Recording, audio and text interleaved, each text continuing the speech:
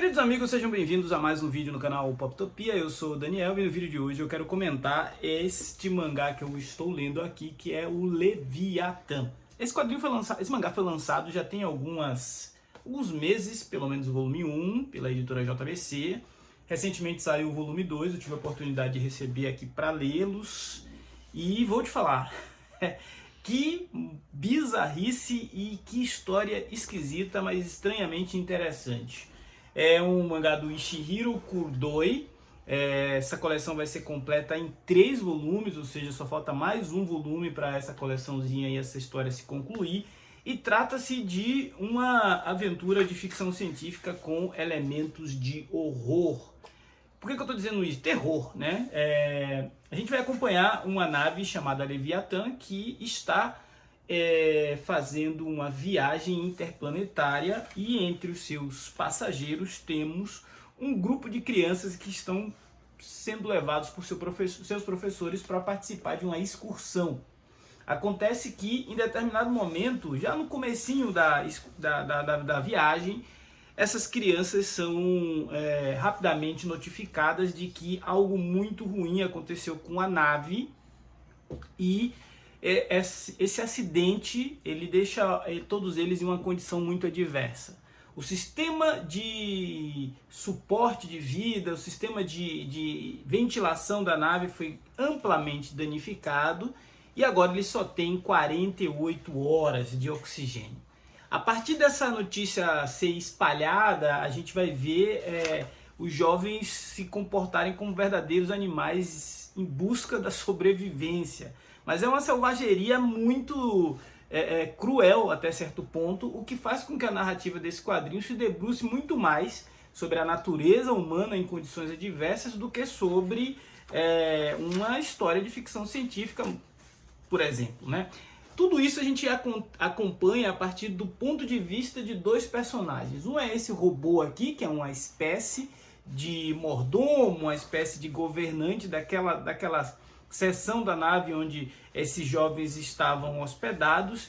E o outro é a partir do ponto de vista de um diário desse jovem que possivelmente sobreviveu ou não, mas que era um desses alunos e que entende que seria importante relatar o que estava acontecendo para que, se no futuro alguém encontrasse a nave, soubesse o que ocorreu ali. Então tem uma trama que ao mesmo tempo ela acontece no presente, porque esse diário ele é encontrado por uma equipe que até aqui nesse momento não sei dizer se é uma equipe de resgate ou uma equipe de exploradores. Acontece que essa história ela começa com essa nave perdida no espaço e aí a gente vai recebendo pelo autor algumas informações, inclusive informações a respeito desses personagens. Como são nomes em japonês, a gente às vezes eu me perco ainda, porque eu ainda estou me acostumando com esse ritmo de leitura aqui dos mangás. Mas os principais personagens são o Nikaido e a Ikinose, que é um menino e a menina. O Nikaido, eu acredito que é o rapaz que justamente escreveu esse diário, que vai ser encontrado depois pelos exploradores. E a Ikinose é a garota que primeiro descobre, né, essa informação de que só restam 48 horas de oxigênio. E é a partir daí que ela começa a tocar o terror. Só que ela não é a única a ceder aos seus instintos primitivos. A gente vai ver, por exemplo, jovens que sofreram bullying, aproveitar essa oportunidade agora que está liberado matar seus colegas para revidarem. Então o mangá discute muito isso, essa questão da opressão no ambiente escolar, essa opressão no meio dos mais jovens. Existem diversas mensagens embarcadas nesse quadrinho de Leviatã, que são mensagens interessantes para a juventude, mas que são mensagens perigosas também, porque não tem uma idade determinada pelo autor aqui, mas eles aparentam ter entre 12 e 16 anos, e em nenhum momento existem os grupos que se organizaram para resistir e tentar morrer com alguma dignidade. É um grupo grande de estudantes, né? A nave por si só também era uma nave bem grande, por isso ela se chamava Leviatã. Mas a grande maioria dos jovens resolve partir direto para o massacre.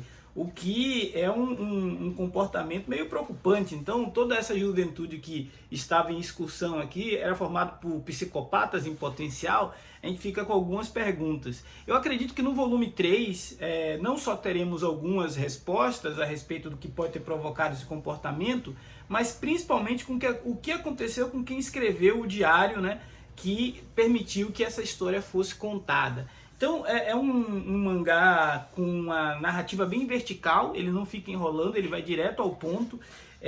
O traço do artista aqui é um traço muito, muito bonito, algumas páginas são páginas muito bem ilustradas, e ele consegue, mesmo com muitos personagens, estabelecer através dos seus traços algumas características. Então o menino que sofria bullying, a primeira preocupação dele foi se proteger, arrumar armas. A outra foi, a primeira preocupação dela, se livrar dos professores e dos adultos para que tudo ficasse num pé de igualdade do ponto de vista hierárquico. Então tem algumas coisas bem interessantes nesse mangá Leviatã, e eu acho que é o tipo de série bacana de ser lida porque ela não se estende muito, né? Eu, como leitor de quadrinhos essencialmente super-heróis, e quando eu me deparo com uma história que ela pode ser completa em 2, 3 volumes, eu acho muito bacana, porque aí a gente não fica muito tempo compromissado com mais uma leitura.